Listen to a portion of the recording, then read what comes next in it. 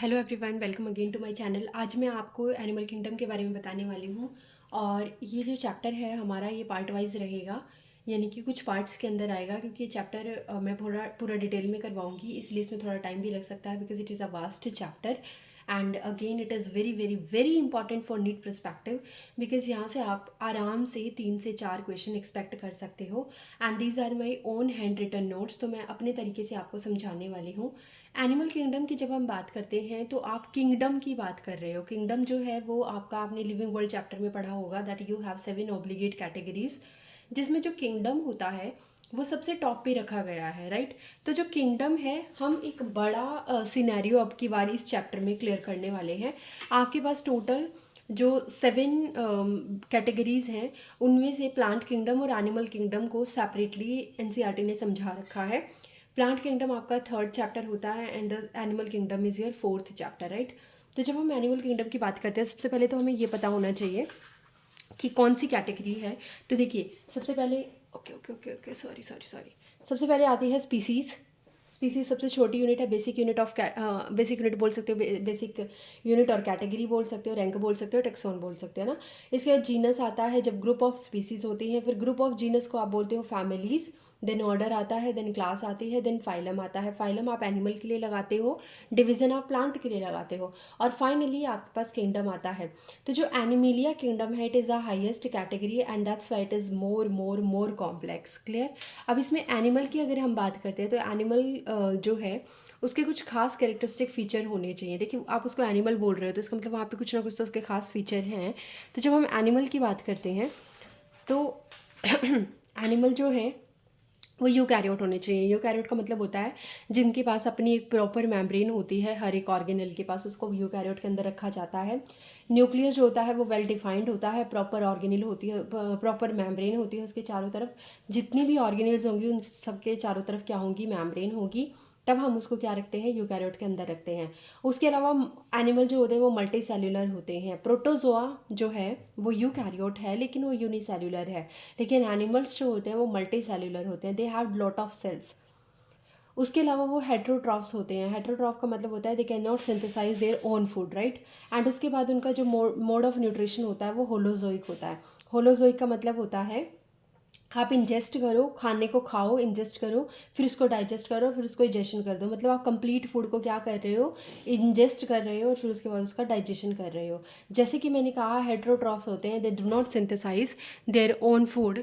तो ऐसी कंडीशन में आपके पास 3 कैटेगरी हैं। दे कैन बी हर्बीवोर, जो डायरेक्टली प्लांट पे डिपेंड करते हैं। दे कैन बी कार्निवोर, जो कि आपके फ्लैश ईटिंग एनिमल्स होते हैं। और दे कैन बी ओमनीवोर्स। ओमनीवोर्स वो होते हैं जो प्लांट प्रोडक्ट भी खा लेते हैं और जो फ्लैश ईटिंग भी होते हैं। अब इसके अलावा जो एनिमल्स होते हैं, they have the properties of the reproduction. They are going to show growth, उनमें ग्रोथ होती है। अब ग्रोथ जो है वो नॉन लिविंग का कैरेक्टर भी होता है। That's why growth and reproduction are not the defining property. आपने ऑलरेडी लिविंग ऑर्गेनिज्म चैप्टर में पढ़ा है ये। growth and reproduction, these are not the property of a living being. Actually these are not the defining property of a living being, because reproduction जो होता है वो बहुत सारे ऐसे कपल होते हैं जो लिविंग हैं बट उनके अंदर रिप्रोडक्शन नहीं होता। एंड जो ग्रोथ होती है, ग्रोथ एक्चुअली जो नॉन लिविंग सब्सटेंस है, फॉर एग्जांपल कोई माउंटेन है, उसके ऊपर आकर के सैंड वगैरह डिपॉजिट हो जाती है, तो वो एक एक्सटर्नल ग्रोथ भी होती है ना। बट जब आप बात करते हो इंटरनल ग्रोथ की, तो that is the defining property of living organism. उसके अलावा जो ऑर्गेनिज्म होते हैं, जो एनिमल्स होते हैं, they can show locomotion. Plant कभी भी लोकोमोशन शो नहीं कर सकता, बट एनिमल्स करते हैं। Most of the animals have nerve cells in the sensory cell. I told you that most of the animals, मतलब कि हर एनिमल के पास सेंसरी सेल्स नहीं होती है, but most of the animals have sensory sales and nerve cells. But there is one exception, that is your Porifera. तो देखो, हमने phylum पढ़ने हैं कि करके। Porifera is a first phylum, because ये बहुत ही बेसिक है। आप बेसिक से एडवांस की तरफ जाओगे तो यहाँ पे एक्सेप्शन है, यहाँ पे बता रखा है कि पोरीफेरा, पोरीफेरा के पास कोई नर्व्स नहीं थी, कोई सेंसरी सेल्स नहीं थी। तो इस तरीके से हम बात कर सकते हैं। अब जब बात करते हैं इसको, ये पूरी जो कैटेगरी है इसको आप मेटाजोन्स के अंदर रखते हो। कैसे रखते हैं देखते हैं। जो किंगडम एनिमिलिया है वो मेटाजोआ के अंदर रखा गया है। इसकी 2 कैटेगरी है, एक पैराजोआ, एक यू मेटाजोआ, है ना। तो जो पैराजोआ है, मैं थोड़ा सा यहाँ कर देती हूँ ताकि आपको समझ में आए। जो पैराजोआ है,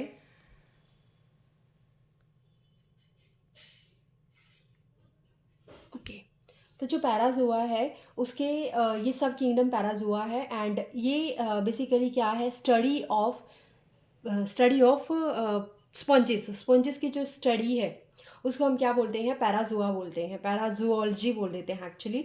and it is a blind branch of evolutionary tree. हमें नहीं पता इवोल्यूशन के टाइम पे ये ब्रांच कहाँ चली गई, इसका आगे क्या हुआ, वी डोंट नो, बट हमें सिर्फ इतना पता है कि एक सब किंगडम है जिसको आप पैराजोआ बोलते हो। These are the primitive metazoans, and they have cells, number of no proper aggregation of cells. इनके पास cells तो ज़रूर हैं बट उनका कोई proper aggregation नहीं है, ठीक। For example in Porifera can not move and no nerve cell, ये मूव भी नहीं कर सकते और इनके पास कोई नर्व सेल भी नहीं होती, ठीक है। अब हम बात करेंगे सब किंगडम, दूसरे सब किंगडम की, जिसके अंदर आता है यूमेटाजोआ। ये ट्रू वाले जो आपके एनिमल्स होते हैं, ये वो वाले एनिमल्स होते हैं। And proper organisation of cells होता है इनके पास। इनमें आपको 11 फाइलम इंक्लूड करने हैं, 11 नहीं एक्चुअली 10 करने हैं, क्योंकि जो एक था वो आपने इधर इंक्लूड कर दिया है पोरीफेरा, तो आप इसमें 10 फाइलम इंक्लूड करोगे। आपको ना ये सीरीज़ में याद रखना होता है, आप अपनी मर्जी से इनको आगे पीछे नहीं कर सकते। तो सबसे पहले आते हैं आपके स्पॉन्जेस जो कि पैराजोआ है। फिर यूमेटाजोआ में सबसे पहले आते हैं सिलेंट्रेटा, जिसको आप निडेरिया भी बोलते हो, देन टीनोफोरा, देन प्लैटीहेल्मिन्थिस, निमाटोडा या एश हेल्मिन्थिस, फिर आते हैं एनालिड्स, फिर आते हैं आर्थ्रोपोडा, फिर Mollusca, then Echinodermata, then Hemichordata and then Chordata. So आपको ये एक सीरीज़ में याद होने चाहिए। अब हम ना एक एक करके सारे फाइलम पढ़ेंगे, जितने भी फाइलम आप यहाँ पे देख रहे हो आप एक एक करके चीज़ें पढ़ोगे। अब उसमें पढ़ेंगे क्या क्या वो मैं बता देती हूँ। सबसे पहले हम उसका हैबिटेट क्या है ऑर्गेनिज्म का वो पढ़ेंगे। दूसरी चीज़ हम उसमें पढ़ेंगे उसके बेसिक फीचर क्या हैं। जो बेसिक फीचर होंगे वो बेसिस ऑफ क्लासिफिकेशन होंगे, जिसको हम अलग से अभी डिटेल में करेंगे। आपको बस वही 6 से 7 फीचर हर फाइलम में ऐड ऑन करते चलना है। फिर हम बात करेंगे उनके फिजियोलॉजिकल फीचर्स की, जैसे कि उनका डाइजेशन कैसा है, उनका रेस्पिरेशन कैसा है, उनका सर्कुलेशन कैसा है, उसके अलावा उनका एक्सक्रीशन क्या है, लोकोमोशन क्या है, नर्वस सिस्टम क्या है, रिप्रोडक्शन सिस्टम क्या है। तो पूरी ह्यूमन फिजियोलॉजी हम उसमें ऐड ऑन करेंगे, तो 6 से 7 पॉइंट वो बन जाएंगे। फिर हम उस फाइलम के स्पेशल फीचर के बारे में बात करेंगे। जैसे अगर मैं बात करती हूँ स्पॉन्जेस की, तो इसमें स्पेशल फीचर होता है वाटर कैनाल सिस्टम। ऐसे ही जब हम बात करते हैं इकाइनोडर्मेटा की, तो उसके अंदर स्पेशल फीचर होता है वाटर विस्क्यूलर सिस्टम, है ना। तो ये जो खास फीचर हैं, जैसे एनालिड की बात करते हैं तो उसमें सेगमेंटेशन। तो जो हम बात करेंगे इन चीज़ों की, एक एक स्पेशल फीचर हमें हर एक फाइलम के अंदर मिलता चला जाएगा। और आप जब बेसिक से एडवांस की तरफ जाओगे तो आपको नई नई चीज़ें सीखने को मिलेंगी। और फाइनली हम इसमें क्या याद करेंगे, इसके एग्जाम्पल, क्योंकि एग्जाम्पल जो एनसीईआरटी में दिए गए हैं they are very very important, वो नीट में पूछे जाते हैं, मैच ऑफ द फॉलोइंग्स आ जाते हैं, तो वो बहुत ज़्यादा ज़रूरी है। प्लस आपको एनसीईआरटी में जो डायग्राम दिए गए हैं आपको वो भी इस चैप्टर के अंदर पढ़ने होते हैं। तो ये 4 से 5 चीज़ें आपको हर एक फाइलम के बारे में पता होनी चाहिए, एंड आपका फाइलम कम्प्लीटली तैयार हो जाएगा। तो चलिए अब देखते हैं पहले वो 6 से 7 फाइलम, जो हर एक फाइलम के अंदर 6 से 7 बेसिस ऑफ क्लासिफिकेशन जो हमें हर एक फाइलम के अंदर ऐड ऑन करने हैं, जो कि इम्पॉर्टेंट भी हैं, ठीक है। तो देखते हैं। सबसे पहले बेसिस ऑफ क्लासिफिकेशन की अगर हम बात करते हैं तो हमारे पास आता है लेवल ऑफ ऑर्गेनाइजेशन। हमने पढ़ना है कैसा ऑर्गेनाइजेशन है, जर्म लेयर क्या है, बॉडी प्लान कैसा है, सीलोम कैसी है, सिमेट्री कैसी है, सेगमेंटेशन क्या है भी है या नहीं है, नोटोकोड है या नहीं है, पैटर्न ऑफ कॉम्प्लेक्सिटी कैसी है। तो बेसिकली आपने पूरे एनिमल किंगडम को 2 पार्ट में डिवाइड कर देना है। एक तो वो एनिमल जिनके पास नोटोकोड प्रेजेंट होती है, और एक वो एनिमल जिनके पास नोटोकोड एब्सेंट होती है। पहले हम पढ़ेंगे वो एनिमल जिनके पास नोटोकोड एब्सेंट होती है, जिनको इन्वर्टिब्रेट्स भी हम बोल देते हैं, और फिर हम पढ़ेंगे वो फाइलम जिसके पास नोटोकोड प्रेजेंट होती है।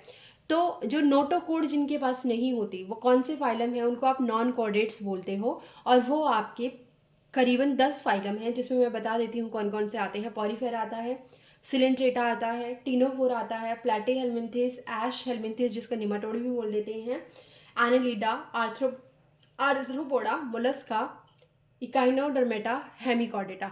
ये जो फाइलम आपको बताए हैं मैंने 10 ये किसके अंदर आते हैं, नॉन कॉर्डेटा के अंदर। उसके बाद एक कॉर्डेटा जो है वो एक बड़ा टॉपिक है, उसमें आप वर्टिब्रेट को भी कंक्लूड करते हो। तो जो टॉपिक वर्टिब्रेटा वाला है या जो आपका कॉर्डेटा वाला है एक्चुअली, वो बहुत ही बड़ा टॉपिक है, उसको एक सेपरेट पार्ट भी आप डिवाइड कंसिडर कर सकते हो एनिमल किंगडम का। तो पहले मैं आपको बेसिस ऑफ क्लासिफिकेशन बताने जा रही हूँ, एंड उसके बाद हम पढ़ेंगे नॉन कॉर्डेट्स, जिनमें हम पूरे 10 फाइलम की स्टडी करेंगे, और फाइनली हम 11th फाइलम यानी कि कॉर्डेटा के बारे में बैक टू बैक डिटेल में स्टडी करेंगे। तो मैं हर एक फाइलम की कोशिश करूँगी अलग अलग बनाने की। जो वीडियोज़ हैं, हमारा ये वीडियो रहेगी ज़्यादातर बेसिस ऑफ क्लासिफिकेशन के ऊपर। तो सबसे पहले जैसे कि मैंने कहा लेवल ऑफ ऑर्गेनाइजेशन, तो you have 4 different type of level of organisation. First होता है सेल्युलर ग्रेड ऑफ ऑर्गेनाइजेशन, सबसे छोटा लेवल है ना, हमेशा छोटे से बड़े की तरफ चलेंगे। तो हमारे पास आता है, देखो जो केमिकल्स हैं, केमिकल्स जैसे कार्बन, हाइड्रोजन, ऑक्सीजन, नाइट्रोजन, इन सब से मिलकर के बनती हैं सेल्स, जो कि बेसिक यूनिट ऑफ लाइफ मानी जाती है, structural and functional unit of life. Cells के आपस में जुड़ने से, कॉमन ओरिजिन की जो सेल्स होती हैं जब वो आपस में जुड़ती हैं तो वो क्या बनाती है, टिश्यू बनाती हैं। टिश्यू के जुड़ने से ऑर्गन बनता है, और ऑर्गन के जुड़ने से ऑर्गन सिस्टम बनता है, और फिर यहाँ से कंप्लीट ऑर्गेनिज्म बनता है। जैसे कि टिश्यू जब जुड़े तो हो सकता है उन्होंने कोई लीवर बना दिया हो, पेनक्रियाज बना दिया हो, है ना, लेकिन जब लीवर, पेनक्रियाज, स्टमक, इंटेस्टाइन ये सब आपस में जुड़ गई तो उन्होंने पूरा डाइजेस्टिव सिस्टम बना दिया। और ऐसे ऐसे आपके पास कितने सारे सिस्टम है, digestive system, excretory system, nervous system, reproductive system, ये सब मिलकर के क्या बन गया, एक ऑर्गेनिज्म बन गया। तो फाइनली आपका ऑर्गेनिज्म इस तरीके से बनता है। बट आपको 4 लेवल ऑफ ऑर्गेनाइजेशन याद रखने होते हैं, जिसमें से पहला है सेल्युलर ग्रेड ऑफ ऑर्गेनाइजेशन या cellular level of organisation. These are just the cluster of cells but not forming tissue. Actually जो एनिमल है उसमें सिर्फ सेल्स प्रेजेंट होती है, उसमें वो सेल्स मिलकर के टिश्यू नहीं बनाती हैं। For example in Porifera, Porifera में जो सेल्स हैं वो एग्रीगेट हो जाती हैं, but they do not show proper aggregation. अभी हमने बताया भी था पैराजोआ के अंदर sales do not show proper aggregation, ठीक है, तो पॉरीफेरा में। फिर आएगा टिश्यू ग्रेड ऑफ ऑर्गेनाइजेशन, इसमें जो सेल्स होंगी, cluster of small cells, smaller cells form tissues, वो टिश्यू बनाना शुरू कर देंगी, जैसे निडेरिया हो गया, टीनोफोरा हो गया। ये 2 फाइलम ऐसे, देखो एक के बाद एक आगे चल रहे हैं ना, पॉरीफेरा के बाद निडेरिया या सिलेंट्रेटा, और फिर आता है टीनोफोरा। इसमें आपको मिल जाएगा टिश्यू ग्रेड ऑर्गेनाइजेशन। फिर आता है organ grade organisation. Organs are formed but not well organise, मतलब कहने का ये है कि इसमें ऑर्गन्स तो बन जाते हैं बट वो प्रॉपरली ऑर्गेनाइज नहीं है। अगर प्रॉपरली ऑर्गेनाइज होंगे तो वो ऑर्गन सिस्टम बना देंगे, बट ऑर्गन सिस्टम अभी नहीं बनाना है। पहले हम एक लेवल देखेंगे जिसको बोलते हैं वो प्लैटीहेल्मिन्थिस। तो प्लैटीहेल्मिन्थिस क्या है, it shows organ grade organisation.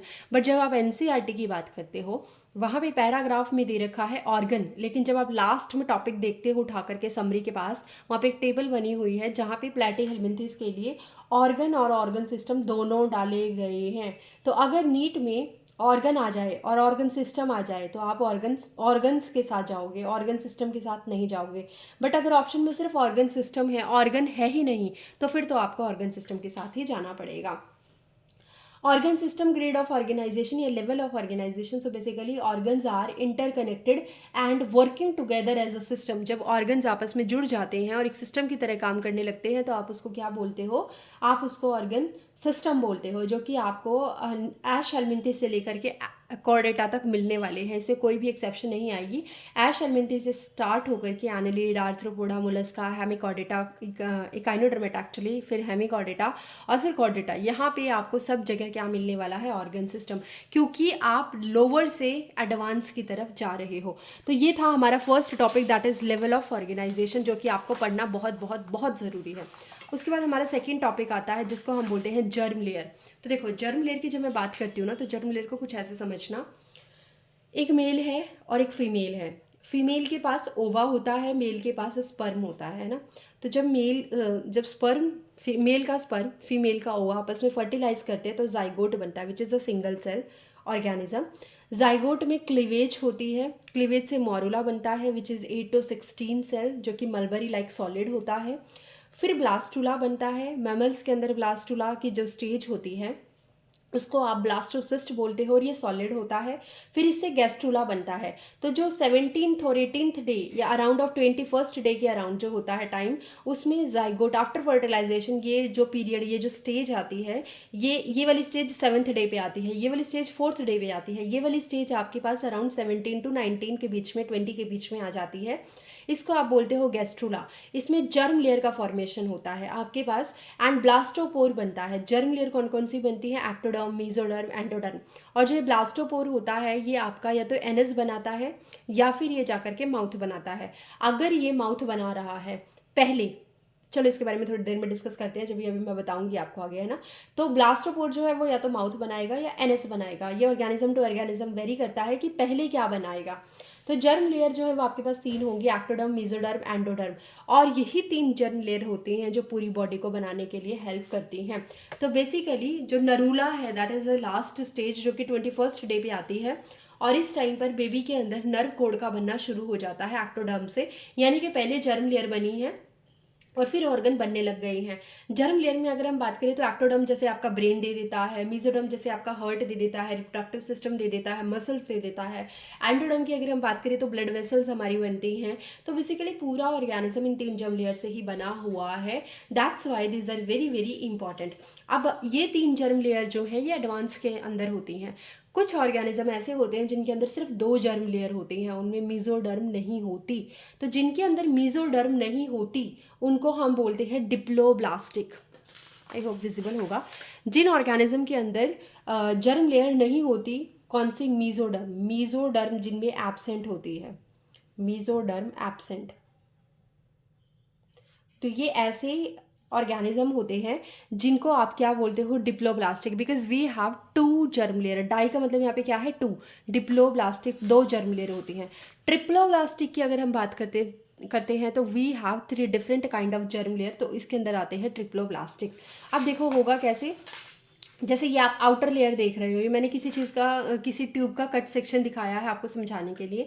तो जैसे अगर आप सामने से इसको देखोगे तो बाहर की लेयर क्या है, ectoderm, this is your ectoderm, है ना। और सबसे अंदर अंदर ये जो आप देख रहे हो ना, lumen, this is the gut, जो आपकी गट है, जो आपकी आहार नली है, फूड पाइप है, उसके चारों तरफ आपको एक और लेयर दिख रही है जिसको आप बोलते हो एंडोडर्म। लेकिन एक्टोडर्म और एंडोडर्म के बीच में कोई लेयर नहीं दिखाई दे रही है। इसका मतलब ये क्या है, सिर्फ 2 जर्म लेयर से बना हुआ है, इसको हम बोलते हैं डिप्लोब्लास्टिक। लेकिन बीच में ये क्या चीज़ है जो प्रेजेंट है, this is called as mesoglea, और स्पॉन्जेस के अंदर तो इसको मीजनकाइमा भी बोल देते हैं। तो this is actually the mesoglea which is a jelly like non cellular layer. ये किसी सेल्स की नहीं बनी हुई होती, ये जेली लाइक होती है। ये कई बार नीट में पूछ चुके हैं। मैं आपको एक चीज़ बता देती हूँ, ये जो चैप्टर मेरा रहेगा ये जैसा कि अभी हमने देखा है नीट 2025 का पैटर्न बहुत ही अजीब सा आया है, बहुत सारे क्वेश्चन घुमा घुमा के पूछे गए हैं।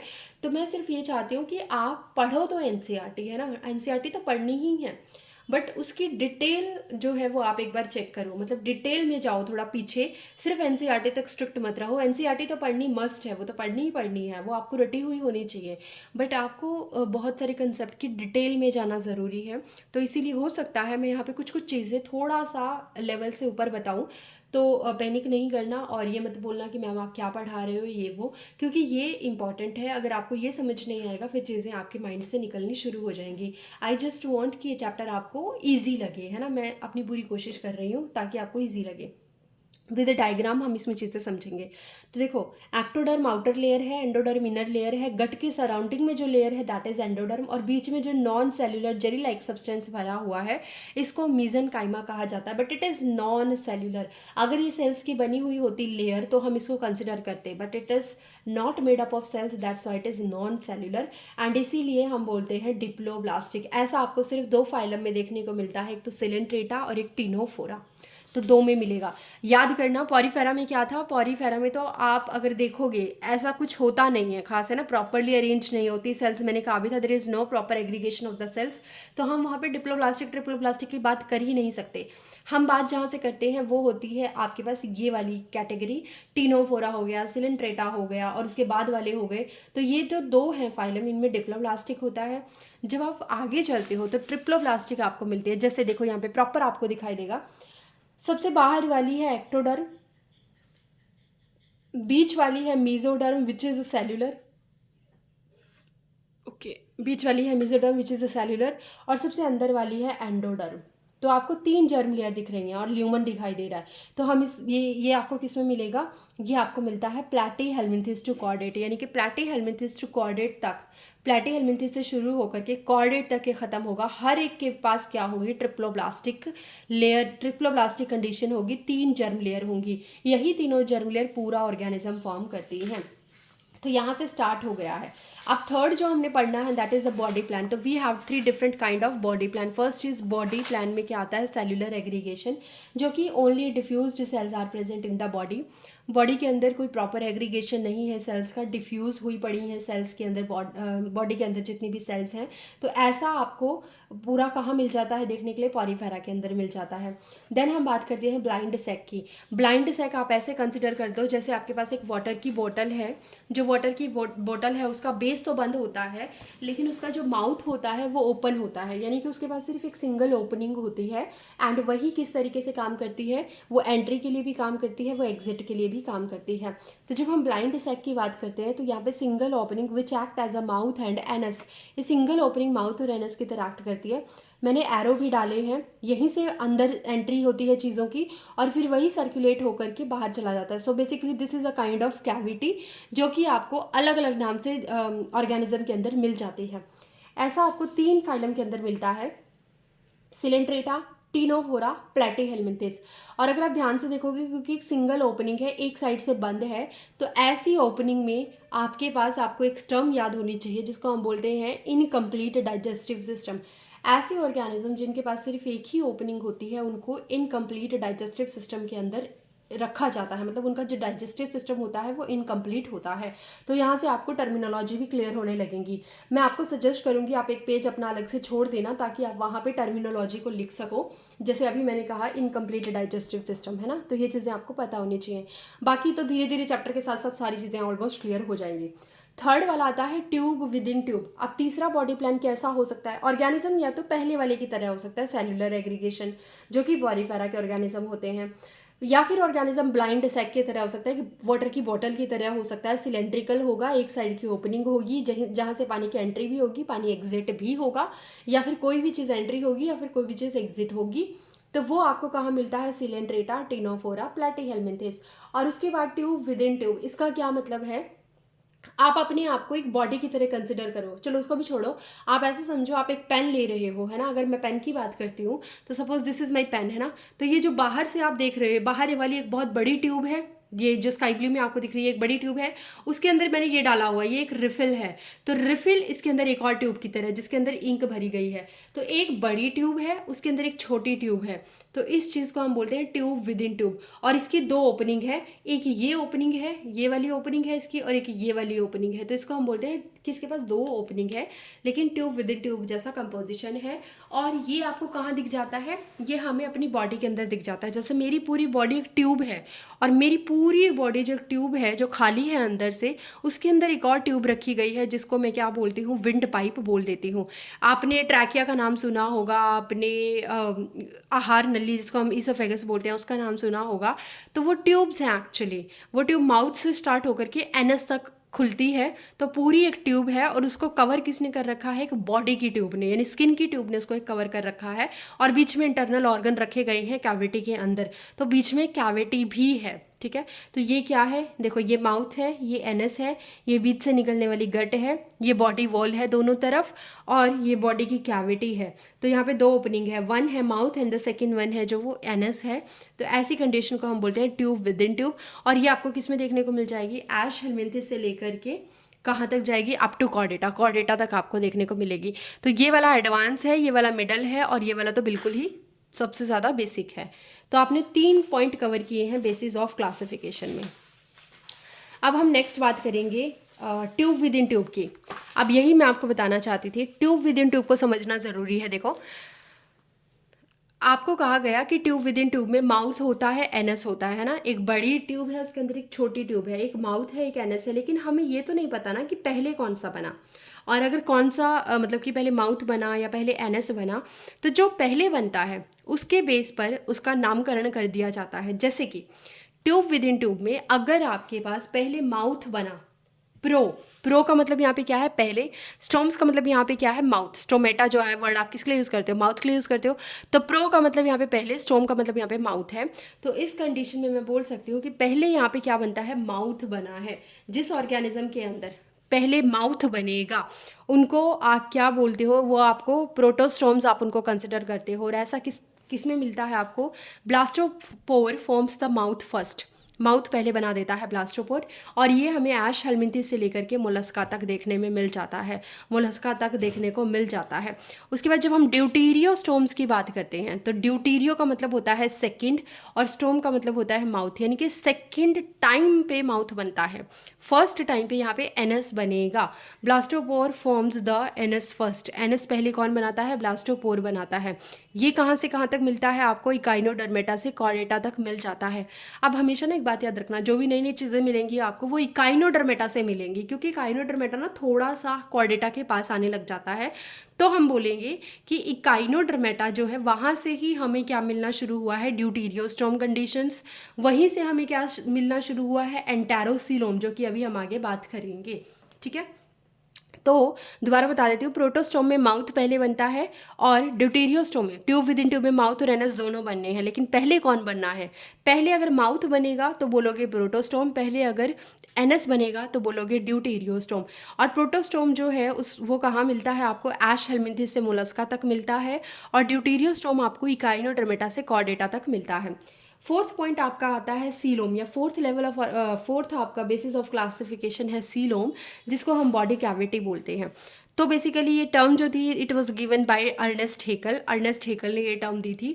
एंड एक मिनट, ओके, अर्नेस्ट हेकल ने ये टर्म दी थी।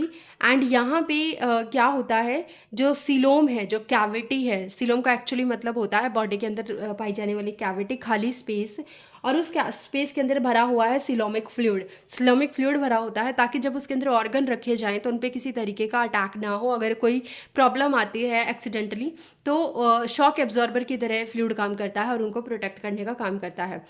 इसके अलावा कैविटी में क्या रखते हो? To place the organ, provide space. आपके पास जो ऑर्गन रखने हैं उसके लिए एक स्पेस कहाँ से मिलता है? इसी कैविटी से मिलता है। यहाँ पे जो सिलोम है, सिलोमिक फ्लूइड है, वो एक्ट किसकी तरह करता है? As a hydraulic skeleton. हमारे पास एक एंडोस्केलेटन होता है, एक्सोस्केलेटन होता है, लेकिन पानी वाला स्केलेटन जो है, पानी वाले स्केलेटन मतलब कि पानी के थ्रू प्रोटेक्शन होना, उसको आप बोलते हो हाइड्रोलिक स्केलेटन। ये क्या करता है? Provide protection to internal organs, internal organ को ये प्रोटेक्शन देता है। अब अगर आप टाइप की बात करते हो तो सिलोम हमारे पास डिफरेंट टाइप की हो सकती हैं। They form by replacement of the mesodermal cell. आपको इतना याद नहीं रखना है, बट स्टिल मैं आपको बता देती हूँ कि जो मीजोडर्म की लेयर होती है, 3 लेयर्स थी ना, एक्टोडर्म, एंडोडर्म, मीजोडर्म, तो जो मीजोडर्म की लेयर होती है उसी के अंदर रिप्लेसमेंट होती है, उसी की अरेंजमेंट चेंज होती चली जाती है और आपके पास कैविटी बनती है।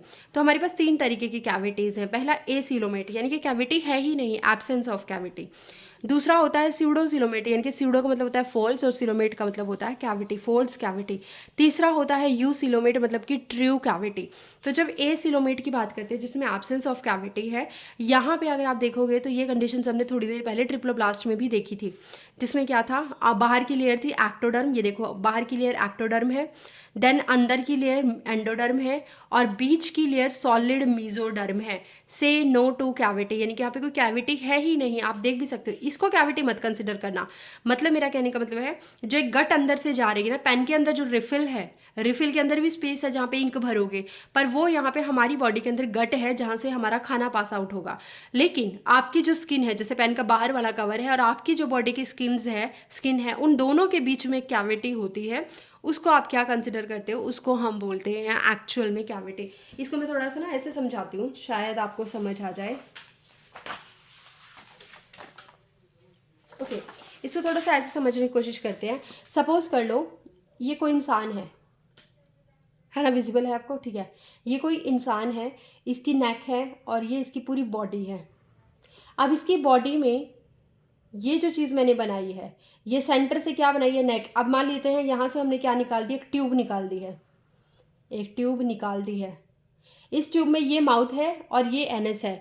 तो ये वाली जो क्या इधर और इधर जो आप देख रहे हो, दिस इज द कैविटी। इसको हम बोलते हैं कैविटी, सिलोम बोलते हैं। अब ये ट्रू है, ये फॉल्स है या एब्सेंट है, वो कैसे माना जाता है? अगर मान लीजिए इस कैविटी में कोई चीज़ सॉलिड भर दूँ, जैसे मीजोडर्म भर दी पूरे में, तो कुछ बना ही नहीं, कुछ खाली स्पेस मिला ही नहीं, वो मिलता है आपको एसिलोमेट में, that is the absence of cavity. And ये आपको कहाँ मिलता है, प्लैटीहेल्मिन्थेस के अंदर देखने को मिलता है, याद रखना। क्योंकि उससे पहले आपको पता है डिप्लोब्लास्टिक थे, तो डिप्लोब्लास्टिक की तो हम बात ही नहीं करेंगे, हम ट्रिप्लोब्लास्टिक की बात करेंगे। और ट्रिप्लोब्लास्टिक में भी आपको मिल जाएगा प्लैटीहेल्मिन्थेस में, जैसे कि निडेरिया लिखा भी यहाँ पे, Cnidaria and Ctenophora have mesoglea, उनके पास तो मीजोडर्म बेचारों के पास थी ही नहीं, तो वो तो क्या ही बनाएंगे। बचा प्लैटीहेल्मिन्थेस, उसने कहा चलो ठीक है मैं ट्रिप्लोब्लास्टिक तो हूँ, उसने ये तो बोला था ना कि वो ट्रिप्लोब्लास्टिक है, पीछे वाले पेज से मैंने समझाया था। साथ में वो एसिलोमेट भी है, क्योंकि इसके पास सिर्फ एक कैविटी, ये वाली कैविटी है, ये वाली ये तो होगी ही होगी। उसके अलावा कौन सी कैविटी आपको दिख रही है, नहीं दिख रही ना, इसका मतलब ये क्या है, एसिलोमेट। उसके बाद हम बात करते हैं स्यूडोसिलोमेट के। तो देखो ये ल्यूमन है, अंदर से चलते हैं, ये गट है, ल्यूमन है, उसके चारों तरफ एंडोडर्म है, उसके चारों तरफ आपको ये छोटे छोटे मीजोडर्म के पाउच दिख रहे हैं, these are the pouch mesoderm के ना। लेकिन उसके अलावा चारों तरफ ये कैविटी दिख रही है जिसमें खाली स्पेस मिला हुआ है, ये भी कैविटी है, बट ये ट्रू कैविटी है। कैसे है ट्रू कैविटी मैं बताऊंगी। और ये फॉल्स कैविटी है, जो कैविटी तो है सबसे बाहर एक्टोडर्म है, जो कैविटी है लेकिन ये दोनों तरफ से मीजोडर्म से लाइंड नहीं है। ये स्टेटमेंट बहुत बहुत बहुत इंपॉर्टेंट है। आई टेल यू कि जो हमारे पास कैविटी है अगर वो ट्रू है तो वो ट्रू कैविटी आपके पास दोनों साइड से मीजोडर्म से लाइन होनी चाहिए, बट यहाँ पे तो आपको दिख ही नहीं रहा। यहाँ पे ये वाली कैविटी है, ये इस साइड से मीजोडर्म से लाइन है, ये कैविटी है इस तरफ से मीजोडर्म है, ये कैविटी है इस तरफ से मीजोडर्म है, इस तरफ से मीजोडर्म है, इस तरफ से और इस तरफ से मीजोडर्म नहीं है। तो इसका मतलब ये कहीं ना कहीं से लाइन तो है लेकिन बहुत ही कहीं कहीं लाइन है। इस पर एक क्वेश्चन आया था इस बार नीट में, थोड़ा सा घुमा के दे दिया था कि ऐसी कैविटी बताओ जिसमें सिर्फ और सिर्फ एक साइड से मीजोडर्म है और एक साइड से मीजोडर्म नहीं है, तो वो कैविटी फॉल्स कैविटी होगी, क्योंकि इसमें मीजोडर्म तो है लेकिन कैविटी भी है, लेकिन वो सिर्फ एक साइड से लाइन है। जब तक वो दोनों तरफ से लाइन नहीं होती आप उसको ट्रू कैविटी नहीं बोल सकते। तो मान लीजिए ये जो गट है यहाँ पे आपको मिल जाएगी, यहाँ पे सपोज मीजोडर्म है, यहाँ पे सपोज मीजोडर्म है, ठीक है, ये कैविटी, लेकिन यहाँ से मीजोडर्म नहीं है, यहाँ से मीजोडर्म नहीं है, तो इसको हम बोलते हैं स्यूडोसिलोमेट। और ये सिर्फ एक ही फाइलम के अंदर मिलती है जिसको आप बोलते हो एश हेल्मिन्थेस। कई बार नीट में पूछा गया question, that's why it is very very important. इस बार भी आया था नीट 2025 में, थोड़ा सा चेंज करके, है ना। तो एश हेल्मिन्थेस के अंदर मिल जाती है। It is the only phylum which shows the pseudocoelomatic condition. और यहाँ पे मीजोडर्म को अगर आप देखोगे तो mesoderm is present in the scattered pouches, mesoderm आपको स्कैटर्ड पाउचेस की फॉर्म में मिल जाता है। नाउ हम बात करते हैं यूसिलोमेट की which shows true cavity conditions. तो देखो सबसे पहले आउटर एक्टोडर्म है, या फिर अंदर से शुरू करते हैं। सबसे पहले ल्यूमन है, ल्यूमन के चारों तरफ आपको एक छोटी सी लेयर दिख रही है जिसको मैं बोल रही हूँ यहाँ पे, जिसको बोला जाता है मीजोडर्म। देखो पहले ल्यूमन, फिर एक्टोडर्म, फिर इसको थोड़ा सा बड़ा कर दूँ क्या, हाँ अब ठीक है ना, ठीक है, ये कंडीशन समझने के लिए सही है। ये ल्यूमन है, इसके चारों तरफ ये छोटी सी आपको एंडोडर्म दिख रही है, फिर मीजोडर्म दिख रही है, फिर पूरी कैविटी दिख रही है, फिर से मीजोडर्म दिख रही है, और फिर आपको एक्टोडर्म दिख रही है। कहने का मतलब आपने क्या सीखा यहाँ पे, आपके पास ये कैविटी जो है ये इधर से भी पूरी की पूरी मीजोडर्म से लाइन है, और इधर से भी देखोगे तो ये पूरी मीजोडर्म से लाइन है। सेम इस वाली कैविटी के साथ है, यहाँ से देखोगे तो भी ये पूरी मीजोडर्म से लाइन है, यहाँ से देखोगे तो भी ये पूरी मीजोडर्म से लाइन है। ऐसी कैविटी को हम बोलते हैं which is lined by the mesoderm on the both side. इस कैविटी को हम ट्रू कैविटी बोलते हैं। लिखा भी है that it is inner mesoderm है और एंडोडर्म है, और बाहर वाली जो है ये आउटर मीजोडर्म है और सबसे बाहर एक्टोडर्म है। तो बेसिकली ये क्या हो गई आपकी यूसिलोमेट हो गई ट्रू कैविटी। इन फ्यूचर ये क्या बनाएंगी, यही मीजोडर्म जो होंगी किसी भी ऑर्गन की बाहर की मेम्ब्रेन बनाती हैं। जैसे आपने सुना होगा पैराइटल पेरिटोनियम आउटर लेयर होती है, विजरल पेरिटोनियम इनर लेयर होती है, तो ये क्या बनाती हैं, ये वही चीज़ें बनाती हैं। उसके अलावा ये बीच में आपको मीजोडर्म दिख रही है जो इसको मिजेंट्रीज भी बोल देते हैं, और ये आपको कहाँ पे मिलेगी, एक्चुअली ये मिलती है cavity which is lined by mesoderm on the both side. इसको आप यूसिलोमेटिक कंडीशंस बोल देते हो, और ये आपको एनालिड से लेकर के कॉर्डेटा तक मिलने वाली है। Annelid, arthropoda, Mollusca, Echinodermata, Hemichordata और फाइनली कॉर्डेटा। इन सब के अंदर आपको क्या मिलने वाला है बेटा, इन सब के अंदर हमें मिलने वाली है जो कंडीशन कौन सी, ये हमें मिलती है यूसिलोमेट की कंडीशन। तो चलिए अब मैं आपको आगे बताती हूँ। अब अगर हम आगे की बात करते हैं तो क्या चीज़ लिखी गई है, यूसिलोमेट भी अब दो तरीके से हम डिफाइन कर सकते हैं। One will be schizocoelomate and one will be enterocoelomate. जो आपकी मीजोडर्म है, मीजोडर्म ने खुद को कैसे अरेंज किया कि कैविटी बन गई, उसके बिहाफ पे दो तरीके होते हैं। पहला होता है साइजोसिलोम, यानी कि स्प्लिटिंग, मीजोडर्म जो थी वो स्प्लिट कर गई और उसने क्या बना दिया, आपका बना दिया पूरा का पूरा कैविटी। जैसे ये मीजोडर्म के पाउच हैं और इन पाउच में ये यहाँ से टूट गया, यहाँ से टूट गया, ये यहाँ से टूट गया, यहाँ से टूट गया और ये आपस में मिल गए। ये जब आपस में मिले तो बीच की कैविटी भी मिल गई। फिर ऐसे ही ये यहाँ से टूटा, यहाँ से टूटा, यहाँ से टूटा, यहाँ से टूटा और इन दोनों के बीच की कैविटी आपस में मिल गई, ये ग्रो कर गए यहाँ तक। ऐसे ग्रो करते करते करते करते एक बीच में कैविटी बनती चली गई और दोनों तरफ मीजोडर्म आ गई।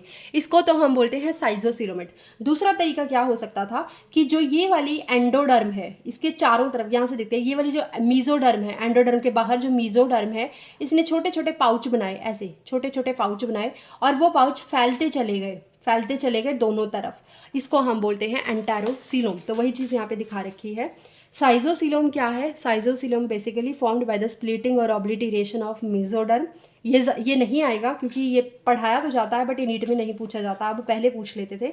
तो body cavity of arthropod and non cephalopod Mollusca is called haemocoel. इसके बारे में थोड़ी देर में बात करूंगी, लेकिन अगर हम इसकी बात करते हैं तो साइजोसिलोम क्या, it is formed by the splitting and obliteration of the mesoderm. ये किसमें मिल जाएगा आपको, तीन फाइलम में, एनेलिडा, आर्थ्रोपोडा, मोलस्का। क्योंकि आपको पता है एश हेलमिंथिस में तो सीडोसिलोमेट मिले थे, ए सिलोमेट थे प्लेटी हेलमिंथिस। तो एनेलिडा, आर्थ्रोपोडा और मोलस्का में क्या मिल जाएगा, साइजोसिलोमिक कंडीशंस मिल जाएगी। उसके बाद अगर हम एंटेरोसिलोम की बात करते हैं तो एंटेरोसिलोम क्या है, they are formed by the endoderm. Endoderm से जो पाउच निकलते हैं फॉर्म एंट्रिक पाउचेज। एंट्रिक का मतलब यहाँ पे क्या है, गट। गट के लिए आप क्या वर्ड यूज़ करते हो, एंट्रिक वर्ड भी यूज़ कर लेते हो, एंटेरियन वर्ड भी यूज़ कर लेते हो। तो गट से पाउचेज निकलते हैं और वही पाउचेज जाकर के क्या बना देते हैं, कैविटी बना देते हैं। During the embryonic stage they align themselves around the ectoderm and the endoderm and इस तरीके से आपकी क्या बन जाती है, पूरी की पूरी एक सीलोम बन जाती है। इकाइनोडर्मेटा और हेमिकॉर्डेटा और कॉर्डेटा के अंदर एंटेरोसिलोम देखने को मिल जाएगा। तो याद रखना ई से ई, इकाइनोडर्मेटा से शुरू हो जाती है एंटेरोसिलोम। ठीक, तो ये बातें थी। अब जो कैविटी बनी है अगर आप उसको आर्थ्रोपोडा में ले रहे हो या फिर नॉन सिफेलोपोड मोलस्क के अंदर ले रहे हो। नॉन सिफेलोपोड मोलस्क क्या होता है, नॉन का मतलब नहीं, सिफेलो का मतलब हेड और पोड का मतलब अपेंडेजेस यानी कि लेग्स वगैरह, है ना। तो जो लेग्स होती हैं जब वो सिर के ऊपर नहीं होती तो उनको नॉन सिफेलोपोड मोलस्का के अंदर काउंट किया जाता है। हमारे पास दो तरीके के मोलस्का हैं, cephalopod, non cephalopod. Non cephalopod Mollusca और आर्थ्रोपोडा के अंदर आपको कैविटी जो मिलती है उसका एक स्पेशल नाम दिया गया है, उसको आप हीमोसील बोलते हो, ठीक है। फिफ्थ पॉइंट जो है that is about the symmetry. Symmetry के लिए आपको एक्सिस और प्लेन के बारे में पता होना चाहिए।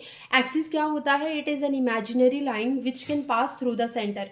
कोई भी इमेजिनरी लाइन अगर आपके किसी सेंटर से पास कर रही है तो आप उसको बोलते हो एक्सिस। और प्लेन क्या होता है, it is a 2D surface. ये एक 2D सरफेस होता है, इसका एक्स और वाई प्लेन होता है, which is produced after the animal has divided, यानी कि जब आप एक पूरे प्लेन सरफेस को, एक कांच को ले लीजिए, एक कांच का शीशा ले लीजिए, उसको जब आप किसी सेंटर से निकालते हो तो उसके बाद वो किसी बॉडी को दो प्लेन में डिवाइड कर देता है, दो चीज़ों में डिवाइड कर देता है, उसको आप प्लेन बोलते हो, which has X and Y axis, right. Type की बात करते हैं, तीन तरीके की होती हैं, asymmetrical, bilateral symmetrical, radial symmetrical. Asymmetrical वो होते हैं जिनमें body can not be divided into equal half. आप बॉडी को कहीं से भी कट कर लो, वो इतने गंदे हैं कि, गंदे तो नहीं बोलेंगे, वो इतने ज़्यादा इरेगुलर हैं कि they can not divided into equal half passing through any plane. For example ये एक अजीब सा पॉरीफेरा दे देती हूँ मैं आपको, तो इसको आप कहीं से भी कट कर लो, आपको इक्वल हाफ नहीं मिलेगा। तो these are the mostly poriferans. उसके बाद हम रेडियल सिमेट्रिकल की बात करते हैं, तो body can be divided into equal half passing through any plane. For example यहाँ से आपने किसी भी एक्सिस से सेंटर, किसी भी एक्सिस को उठा करके सेंटर से पास कर दो, एक स्फेरिकल आपको हमेशा इक्वल पार्ट्स में डिवाइड होता हुआ दिखाई देता है। इसमें कुछ पॉरीफेरेंस आते हैं, सिलेंट्रेटा आते हैं, टीनोफोरा आते हैं, अडल्ट ऑफ इकाइनोडर्मेटा भी इसके अंदर आते हैं। देखो खास बात, इसको हाईलाइट कीजिएगा, क्योंकि जब हम बात कर रहे हैं टीनोफोरा तक समझ में आ गया, ये बेसिक था, है ना। बेसिक वाले जो हैं उनके अंदर आपको रेडियल दिखाई दे जाएगा, लेकिन जब आप टीनोफोरा से आगे जाते हो, जैसे प्लेटी हेलमिंथिस हो गया, एश हेलमिंथिस हो गया, एनेलिडा, आर्थ्रोपोडा, और इकाइनोडर्मेटा, इन सब में आगे जाते हो तो आपको कायदे से क्या मिलनी चाहिए, हाई लेवल की सिमेट्री जो कि होती है बाइलेटरल सिमेट्री, तो हमें वो मिलनी चाहिए थी, लेकिन इकाइनोडर्मेटा ने एक झोल कर दिया। इकाइनोडर्मेटा के पास दो कंडीशन है, एक तो लार्वल कंडीशन, एक अडल्ट कंडीशन। तो जो उसकी लार्वल कंडीशन थी ना वो तो दिखा रही है बाइलेटरल सिमेट्री जो कि एडवांस है, और जो उसका अडल्ट था वो दिखा रहा है आपको लोअर लेवल की सिमेट्री जो कि है रेडियल सिमेट्री। तो क्योंकि इस वजह से ये बहुत ही इंपॉर्टेंट टॉपिक हो गया, नीट में कई बार पूछा जा चुका है कि जो अडल्ट ऑफ इकाइनोडर्मेटा है वो तो शो करेगा आपके पास रेडियल सिमेट्री, और जो बाइलेटरल सिमेट्री है वो कौन शो करेगा, लार्वा ऑफ इकाइनोडर्मेटा। इसको हाईलाइट कर लेना, very very important. Body can be, bilateral में क्या होगा, body can be divided into equal half passing through only one plane. For example मैं हूँ, अगर मुझे आप वर्टिकल कट कर देते हो तो आपको एक इक्वल हाफ मिल जाएगा। सपोज ये मैं हूँ और ये आपने इसको पूरी को दो भागों में कट कर दिया, यहाँ से कट किया, तो आपको ये वाला प्लेन और ये वाली चीज़ें इक्वल मिल रही है, विच इज़ मीडियन और लॉन्गिट्यूडनल और सैजिटल प्लेन, इसको हम बोल देते हैं। लॉन्गिट्यूडनल प्लेन को ही सैजिटल प्लेन में बोला जाता है। लेकिन अगर आप मुझे ऐसे कट कर दोगे, ऐसे, तो आपको नीचे तो सब ये मिल जाएगा, ऊपर ये मिल जाएगा, क्या ये इक्वल है, नहीं है। इसीलिए ये सिर्फ एक ही प्लेन से आप इसको इक्वल हाफ में कट कर सकते हो। ऐसा हमें किस में मिलता है, Platyhelminthes to Chordata and larva of Echinodermata. Very very again very very important, क्योंकि यहाँ पे लार्वा की बात हो गई। कायदे से तो लार्वा को ये हो सकता था अगर होता भी, लेकिन यहाँ पे लार्वा तो ये निकल गया, और ये भी क्या होना चाहिए था, बाइलेटरल होना चाहिए था, बट ये बाइलेटरल ना होकर के रेडियल हो गया, इसीलिए ये इंपॉर्टेंट हो जाता है। तो हमने यहाँ पे बात की है बहुत सारी चीज़ों की। अब हम कौन से टॉपिक पे पहुँच गए हैं, कुछ चीज़ें दिखा रखी हैं जिसको हम बोलते हैं, नेक्स्ट टॉपिक है हमारा 6th वाला, जिसका नाम है सेगमेंटेशन। आई होप आपको विजिबल होगा, नहीं है विजिबल तो मैं लिख देती हूँ आपके लिए, एक मिनट, एक सेकंड दो। ये है आपका 6th वाला टॉपिक जिसको आप बोलते हो, जिसको हम बोल देते हैं सेगमेंटेशन।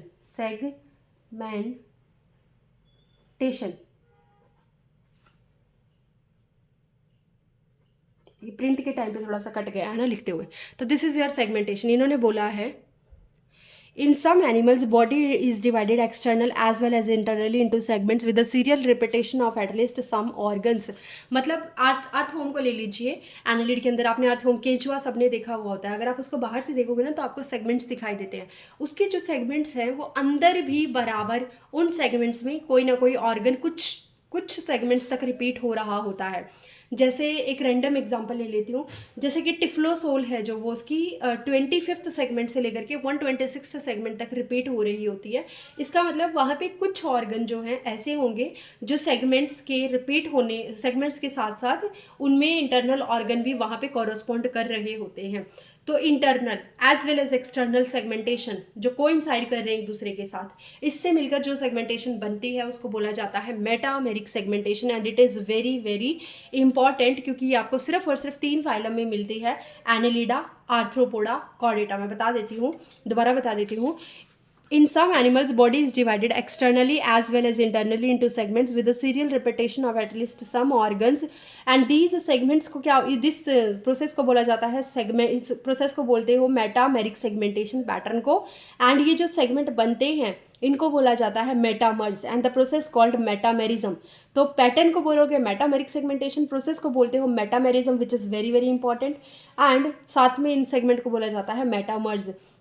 एटलीस्ट सम ऑर्गन जैसे नर्व्स, ब्लड वेसल्स, टिफ्लोसोला भी जो मैंने बताया वो कुछ ऑर्गन तक रिपीट होती है। ये आपको सिर्फ 3 फाइलम में देखने को मिलती है। One is Annelida, arthropoda, Chordata. Very very important, ये पूछ चुके हैं कई बार, इसीलिए आप इसको हाईलाइट करोगे। पूरे एनिमल किंगडम में सिर्फ 3 फाइलम में ही आपको क्या मिलती है, ट्रू सेगमेंटेशन मिलती है। फॉल्स सेगमेंट तो आप टीनिया में भी देख सकते हो जो कि प्लैटीहेल्मिंथेस में, बट रियल में नहीं मिलेगी ना। जिसमें मैंने यहाँ पे लिखा भी है स्यूडो मेटामेरिज्म, जिसमें सिर्फ एक्सटर्नल सेगमेंटेशन दिखाई देती है, जैसे टीनिया सोलियम जिसमें प्रोग्लॉटेड डब्बे दिखाई देंगे आपको, लेकिन वो सिर्फ बाहर से होंगे, अंदर से नहीं होंगे। उसके बाद 7th पॉइंट है आपका नोटोकोड। नोटोकोड होती क्या है, actually it is a mesodermally derived road like structure होती है जो कि फ्लैक्सिबल होती है। तो अगर आप ये ऑर्गेनिज्म देख रहे हो, इस ऑर्गेनिज्म के पास देखोगे डॉर्सल साइड में, this is a dorsal side and this is a ventral side. Ventral side वो होती है ऑर्गेनिज्म की जहाँ पे उसका माउथ ओपन होता है, and opposite to ventral there is a dorsal side. जहाँ पे माउथ ओपन होगा वो वेंट्रल साइड होगी, उसके अपोजिट वाली डॉर्सल होती है। तो ये वेंट्रल है, ये डॉर्सल है। डॉर्सल में अगर आप ऊपर देखोगे तो आपको एक नर्व कोड दिखाई दे रही है, नर्व कोड के बाद जो कि क्या है क्या बनाती है, पार्ट ऑफ नर्वस सिस्टम का पार्ट बनाएगी, ठीक है। और ये डोर्सल में है। इसके नर्व कोड के जस्ट नीचे अगर आप ये देखोगे सॉलिड है, और ये क्या है, इसको आप नोटोकोड बोलते हो। ये इंटरनल स्केलेटन बनाती है। ये नोटोकोड वर्टिब्रेट्स के अंदर वर्टिब्रल कॉलम में डिवाइड हो जाती है या रिप्लेस हो जाती है एक्चुअली, और हमारे अंदर रीढ़ की हड्डी बना देती है। बट जब तक ये रीढ़ की हड्डी नहीं बना रही, वर्टिब्री नहीं बना रही है, तब तक हम उन ऑर्गेनिज्म को इनवर्टिब्रेट के अंदर रखते हैं। वर्टिब्रेट में आपके पास वो ऑर्गेनिज्म आते हैं जिनकी नोटोकोड रिप्लेस कर दी गई होती है बाय वर्टिब्रल कॉलम। उसके बाद अगर आप देखोगे तो ये मीजोडर्म से डिराइव होती है। ये आपको कैसी दिख रही है, रोड लाइक दिखाई दे रही है, फ्लेक्सिबल होती है, डॉर्सल साइड पे बनती है, एम्ब्रियोनिक डेवलपमेंट में ही बन जाती है। सम एनिमल्स में, हम जब छोटे होते हैं एनिमल्स उनमें तभी से ये बन जाती है। सर्व एज इंटरनल स्केलेटन, अंदर वाले स्केलेटन की तरह काम करती है, इसको एंडोस्केलेटन बोलते हैं। ये जो फीचर मैंने दिखा रखे 3 से 4 ये फीचर होते हैं एक कॉर्डेट्स के, जिसमें एक तो नोटोकोड का होना, एक फेरेंजियल गिल स्लिट्स का होना, एक पोस्ट एनल टेल का होना। ये तीनों चीज़ें क्या हैं, ये एक्चुअल में आपकी कॉर्डेटा को रिप्रेजेंट कर रही हैं। बट हम बात करेंगे नोटोकोड की, तो जिनके अंदर नोटोकोड नहीं है, एब्सेंट है, उनको नॉन कॉर्डेट्स बोला जाता है। जिनके अंदर नोटोकोड प्रेजेंट होती है उनको कॉर्डेट्स बोला जाता है। नॉन कोडेड कौन है, पॉरीफेरा से लेकर के काइनोडर्मेटा तक टोटल 10 फाइलम आपके इसके अंदर आते हैं। और हेमिकॉर्डेटा जो है उसको भी इसके अंदर रखा जाता है। बट हेमिकॉर्डेटा को पहले एज अ सब फाइलम रखा जाता था अंडर कॉर्डेटा, लेकिन उसको निकाल दिया गया वहाँ से। उसका रीज़न ये था कि जो नोटोकोड होती है वो मीजोडर्मली डिराइव होती है। कहाँ पे लिखा है मैंने, ये रहा। नोटोकोड जो होती है वो मीजोडर्म से बनी हुई होती है। 3 लेयर थी ना, एक्टोडर्म, एंडोडर्म, मीजोडर्म। तो मीजोडर्म से कौन बनती है, नोटोकोड बनती है। लेकिन जो हेमिकॉर्डेटा के अंदर स्टोमोकोड देखी गई, that was not actually notochord, वो स्टोमोकोड थी, क्योंकि माउथ वाले रीजन से आती थी। स्टोमा का मतलब होता है माउथ, तो स्टोमा माउथ वाले रीजन से आती थी। और जब उसकी स्ट्रक्चर देखी गई कि वो ओरिजिन कहाँ से हुआ उसका, तो वो एक्टोडर्म से ओरिजिन थी, ठीक। वो फ्लेक्सिबल थी, होलो ट्यूब थी। इसीलिए फिर हेमिकॉर्डेटा को हटा करके निकाल के कहाँ रख दिया गया, वापस नॉन कॉर्डेट्स के अंदर रख दिया गया। पहले इसको कॉर्डेटा के अंदर रखा जाता था। तो कॉर्डेटा वो होते हैं जिनके पास नोटोकोड होती है, नॉन कॉर्डेट्स वो होते हैं जिनके पास नोटोकोड नहीं होती। And now there is some additional point, pattern of complexity, जिसको हम बोल देते हैं। और एज आई टोल्ड यू कि हम डिफरेंट सिस्टम पढ़ेंगे, तो कुछ बातें आपको पता होनी चाहिए उस रिगार्डिंग। तो यहाँ पे हम डाइजेस्टिव सिस्टम की बात करते हैं, जो 2 तरीके का होता है। एक होता है इनकम्प्लीट, एक कंप्लीट, ये मैंने बता दिया। जिसकी सिर्फ एक ओपनिंग होती है वो इनकम्प्लीट, जिसकी 2 ओपनिंग होती है वो कंप्लीट। जैसे Cnidaria, Ctenophora, Platyhelminth incomplete, Aschelminthes to Chordata complete होता है। रेस्पिरेटरी सिस्टम की बात करें तो फर्स्ट टाइम आर्थ्रोपोडा में आया था, कॉकरोच में ट्रैकियल सिस्टम आना शुरू हो गया था। डिटेल में बाद में बात करेंगे इसके बारे में। सर्कुलेटरी सिस्टम में 2 तरीके से हो सकता है, तो ओपन होगा या क्लोज होगा। ओपन वो होगा जिसमें कैपिलरीज एब्सेंट होती हैं, veins and arteries directly open होती हैं साइनसेस में, कैविटी के अंदर। यहाँ पे ऐसा नहीं होता। जैसे यहाँ पे देखोगे तो ये है आपके पास, ये आर्टरी है, फिर कैपिलरी है, फिर वेन्स है ना, तब प्रॉपर ब्लड जा रहा है, ये क्लोज के अंदर मिलेगा। लेकिन ओपन में ऐसा नहीं होता। ओपन में आर्टरीज है, फिर वेन्स हैं, बीच में कैपिलरी का कोई कनेक्शन ही नहीं है। ये अपना ब्लड डायरेक्ट बॉडी कैविटी में डाल रही है, ये अपना ब्लड डायरेक्ट बॉडी कैविटी में डाल रही है, या फिर यहाँ से उठा रही है, ठीक। तो जो ओपन वाला होता है उसके लिए ट्रिक है, ये ट्रिक मेरी नहीं है, ये ट्रिक मैंने यूट्यूब से ही ली हुई है, मुझे नहीं पता है किसकी है। तो यहाँ पे ये ट्रिक है एंथे। मैं ट्रिक पे ज़्यादा ध्यान नहीं देती हूँ, मेरा मतलब नहीं है कि ट्रिक आपको याद करवाई जाए, ट्रिक चीज़ें भूल जाते हैं बच्चे, इसलिए मैं फोकस करती हूँ कि आप कंसेप्ट याद रखो। तो यहाँ पे एंथे एक ट्रिक है जिससे शायद थोड़ी सी चीज़ें ईजी हो जाएंगी। ए का मतलब यहाँ पे क्या है, आर्थ्रोपोडा। आर्थ्रोपोडा में ओपन सर्कुलेटरी सिस्टम है। एक आपको एनिलिड्स में सब में क्लोज सिस्टम मिलता है, सब में क्लोज सिस्टम मिलता है एक्सेप्ट लीच के अंदर आपको ओपन सिस्टम दिखाई देता है। एन से नॉन सेफेलोपोड मोलस्क आते हैं। टी से ट्यूनिकेटा जो कॉर्डेटा में आएंगे यूरोकॉर्डेट्स। एच से हेमिकॉर्डेट, ई से इकाइनोडर्म। तो इन सब के अंदर आपको ओपन सर्कुलेटरी सिस्टम मिलता है। उसके बाद हम क्लोज की बात करते हैं, तो क्लोज में कैपिलरीज भी प्रेजेंट होती हैं इनके बीच में, विच is a fine network of blood vessels. All remaining phylum जो होंगे, जैसे कॉर्डेट्स, जैसे कॉर्डेटा हो गया, सिफेलोपोड्स, मोलस्क हो गया, एनिलिड हो गया, एक्सेप्ट लीच, इन सब के अंदर आपको क्या मिल जाता है, इन सब के अंदर आपको क्लोज्ड सर्कुलेटरी सिस्टम मिलता है, जिसमें ब्लड वेसल प्रॉपरली प्रेजेंट होती हैं, और ये मोर एफिशिएंट होता है जो आपका सर्कुलेटरी सिस्टम है। रिप्रोडक्टिव सिस्टम में ऑर्गेनिज्म 2 तरीके के हो सकते हैं, या तो यूनिसेक्सुअल डाइशियस होंगे या फिर बाइसेक्सुअल मोनोइशियस होंगे। देखो यूनिसेक्सुअल डाइशियस का मतलब क्या है, यूनिसेक्सुअल और डाइशियस, DU, इसको आप ऐसे याद रख सकते हो, जिसमें सेक्सेस सेपरेट होते हैं, मेल और फीमेल अलग अलग होते हैं, अलग से आप उनको लाइक उनको डिफ्रेंशिएट कर सकते हो मेल और फीमेल को, उसको यूनिसेक्सुअल, यानी एक ऑर्गेनिज्म के अंदर सिर्फ एक ही सेक्स प्रेजेंट है, उसको यूनिसेक्सुअल बोला जाता है और डायोशियस कंडीशंस रखी जाती है। बाईसेक्सुअल और मोनोइशियस और हर्माफ्रोडाइट आप किसके लिए लगाते हो, जहाँ पे दोनों सेक्सेस एक ही ऑर्गेनिज्म के अंदर होते हैं, इसको हम बाईसेक्सुअल बोलते हैं। ये आपको लोअर ऑर्गेनिज्म में देखने को मिल जाता है, ये आपको हायर ऑर्गेनिज्म में देखने को मिल जाता है। फर्टिलाइजेशन की बात करें तो दो तरीके से हो सकते हैं, या तो बाहर होगी बॉडी से या अंदर होगी बॉडी के। अगर बाहर होती है तो एक्सटर्नल फर्टिलाइजेशन, अंदर होती है तो इंटरनल फर्टिलाइजेशन। एक्सटर्नल जो होती है वो मोस्टली एक्वेटिक ऑर्गेनिज्म में देखने को मिलती है, वो अपने गैमेट्स पानी के अंदर रिलीज कर देते हैं और वहीं पे फर्टिलाइजेशन हो जाती है। इसमें एक एक्सेप्शन है अर्थवॉर्म। एनालिडा में भी आपको ज़्यादातर एक्सटर्नल फर्टिलाइजेशन देखने को मिल सकती है, मोस्टली एक्वेटिक में, लेकिन अर्थवॉर्म जो होगा उसके अंदर आपको इंटरनल फर्टिलाइजेशन देखने को मिलेगी, क्रॉस फर्टिलाइजेशन देखने को मिलेगी, जबकि वो हर्माफ्रोडाइट होते हैं। इंटरनल फर्टिलाइजेशन होती है inside the body and most of the organism के अंदर ये देखने को मिलती है, but there are some exception, that is cartilaginous fishes and poriferan. ठीक है, तो ये टाइम के साथ साथ जैसे फाइलम पढ़ेंगे आपको याद होता चला जाएगा।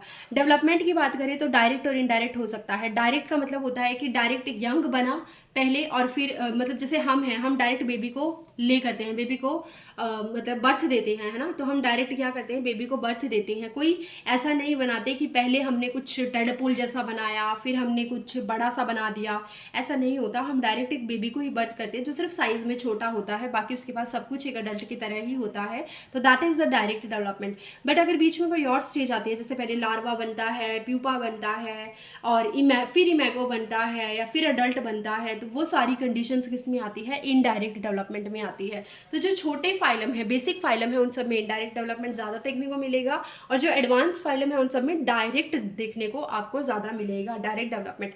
अब दो टर्मिनोलॉजी और आती हैं, एक आती है ओवीपेरस और एक आती है विवीपेरस। तो ओवीपेरस और विवीपेरस की अगर मैं बात करूं, ओवीपेरस वो होते हैं जो डायरेक्ट एग ले करते हैं, आई होप आपको दिख रहा होगा। ओवीपेरस वो होते हैं जो डायरेक्ट एग ले करते हैं, जैसे बर्ड्स हो गए, बर्ड्स के आप एग खाते हो ना, तो उनमें से हैचिंग होती है फिर बाद में, तो ये हो गए ओवीपेरस। और विवीपेरस वो होते हैं जो डायरेक्ट बर्थ ले करते हैं, जैसे हम मैमल्स जो होते हैं वो बर्थ ले करते हैं डायरेक्ट, इसीलिए हम विवीपेरस कहलाए जाते हैं। तो यहाँ से आपको कुछ चीज़ें क्लियर हो गई, पूरा बेसिस ऑफ क्लासिफिकेशन आपको क्लियर हो गया है। आप इन नोट्स को एज इट इज़ अपने नोट डाउन कर सकते हो, लिख सकते हो, आपके लिए फ़ायदेमंद रहेंगे। आप पोस्ट करके वीडियो को स्क्रीनशॉट लेकर के लिख सकते हैं। मेरा टेलीग्राम चैनल भी आप ज्वाइन कर सकते हैं, वहाँ पे एक डिस्कशन चैनल भी है, उसका लिंक मैं दे दूँगी। अगर आपको किसी तरीके की क्वेरीज हैं तो प्लीज़ मुझे बताइएगा, और हम कोशिश करेंगे कि एक एक वीडियो में एक फाइलम या दो फाइलम या तीन फाइलम हम कवर करते रहे, डिपेंडिंग अपॉन द डिमांड, कि कैसा कितना बड़ा फाइलम है, कितना छोटा फाइलम है, वैसे हम उसको कवर कर लेंगे। और ये चैप्टर थोड़ा बड़ा रहेगा। सेकेंडली मैं इसकी एक प्लेलिस्ट पूरी बनाऊंगी, और इस प्लेलिस्ट को मैं वन शॉट के अंदर भी डालूंगी, तो आप वहाँ पे जाकर के भी देख सकते हैं। उसके अलावा इसकी एक सेपरेट प्लेलिस्ट भी रहेगी एनिमल किंगडम की, वो भी आप देख सकते हैं। लेक्चर 1 से लेकर के जितने भी लेक्चर होंगे उनका प्रॉपर आपको थंबनेल दिखाई देगा 1 2 3 इस तरीके से, तो आपको कोई कन्फ्यूज़न नहीं होगी। आप बस बने रहिए, और चलिए स्टार्ट करते हैं। नेक्स्ट वीडियो में हम मिलते हैं, देखते हैं कि पहला फाइलम हमारा जो पॉरीफेरा है वो कैसा दिखाई देता है। मैं डायग्राम के साथ सारी चीज़ें समझाऊंगी ताकि आपको ना इमेजिनेशन करना क्लियर हो सके अपने लिए, और इजी भी हो सकें चीज़ें। तो चलिए मिलते हैं, थैंक यू, एंड बने रहिए, तब तक खुश रहिए। अब क्योंकि आप स्टार्ट कर ही चुके हो नई क्लास, तो नई क्लास के सारे या तो अगर आप चाहते हो मैं नई क्लास के लिए पढ़ाना शुरू कर देती हूँ। मैं जितने भी नए बच्चे अभी एनरोल कर रहे हैं उनके लिए वीडियो अपलोड करना शुरू कर दूंगी, एंड कर चुकी हूँ ऑलमोस्ट। एनिमल किंगडम जिनको वन शॉट देखना है वन शॉट देखिए, जिनको पूरा देखना है वो पूरा देखिए। पूरी 12th मैंने कंप्लीट यूनिट 5 यूनिट डाल दी हैं फ्लैश कार्ड्स के थ्रू, मैंने बहुत ही रैपिड रिविज़न उनकी कराई है। अभी मैं आपको डिटेल्ड में चीज़ें कराने वाली हूँ, तो आई होप आप कोऑपरेट करेंगे। एंड 11th का सेक्शन अलग रखूँगी, 12th का सेक्शन अलग रखूँगी, तो आप उस तरीके से प्लेलिस्ट में जाकर के चेक कीजिएगा। प्लेलिस्ट को चेक करना ताकि कंफ्यूजन ना हो, मैं फिर से बोल रही हूँ, प्लेलिस्ट को चेक करना। टेलीग्राम चैनल को ज्वाइन कर लीजिए। डिस्कशन कुछ करना है, कुछ क्वेरीज है, तो वहाँ पे जाकर के आप मुझसे पूछ सकते हैं। दोनों चैनल को ज्वाइन कर लेना। तो चलिए मिलते हैं नेक्स्ट वीडियो में। Thank you, till then stay happy motivated.